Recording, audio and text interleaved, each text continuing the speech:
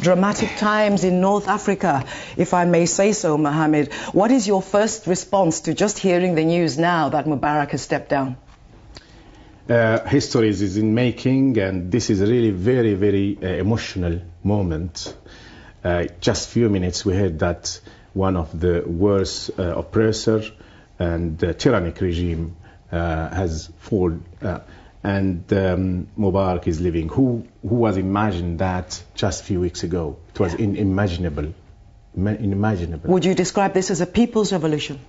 Definitely. We are seeing and witnessing one of the best moments of the Arabs on the last 200 years. This is one of the best moments, if we accept probably the Algerian Revolution in 1954.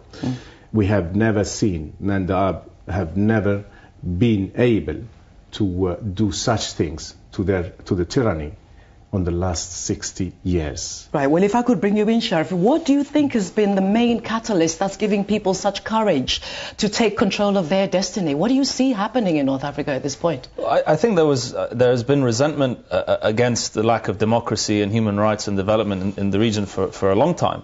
But I think the economic crises facing these countries spurred on that resentment. I mean, people have been upset for a while, but when people are hungry and jobless, this is what gets them on the street. Right. So it's although things have only started in the last month or so, I think the resentment and anger has been long brewing, and the economy brought on the actual street protests. And we're going to talk later on in the show about where you think this wave may lead to further on. Sure. But just give people a background, please, Mohamed, on this state of emergency. I think you were thinking before we started the show that you believe that the state of emergency actually hasn't been lifted.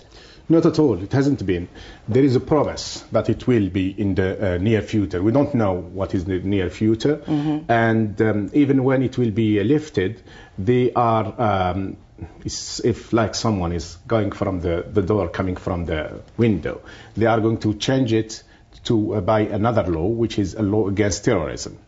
And that means they are going to fold the emergency law in a normal law, making it from an exceptional law to a routine or normal law. This is even worse because this is tricky things. They will tell you that there is no emergency, but in fact it's worse than an emergency because the law and the same rules of the emergency is enfolded within this new law against terrorism. And what prompted the instituting of this state of emergency? Not everyone is aware of the history of Algeria. I will try to make it very simple to your viewers because I know that most of them, they haven't probably accessed information about Algeria in the last 20 years.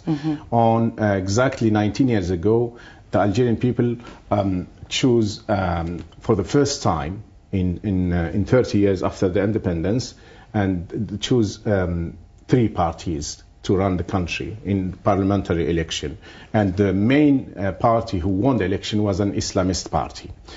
The generals of the army decided that this is wrong and the Algerian has done a big mistake, the Algerian people has done a big mistake, and a handful of them decided to topple the president, to cancel the election, to suspend the constitution, and to impose an emergency law.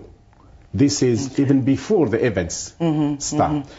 It was imposed exactly 19 years ago on the 9th of February 1992, 19 years ago, and since it has been imposed. And since it has been imposed, it was absolutely a matter of abuse because everything that means it was in the hands of the army, they do what they want, they suspend who they want, and the judge under their rule, diplomacy under their rule, interior minister under their rule, everything was under the power of the generals. They got very huge power, all the power in one hand or in the hand of few generals. These generals, so unlike Mubarak, are you saying that Bouteflika is not so much like the head of this dictatorship, but the army has more control? He's not. He is the representative, if you want, or the façade of the regime, because the regime needs, and under the advice of the West, they ask their friends, the generals, to have a military, civilian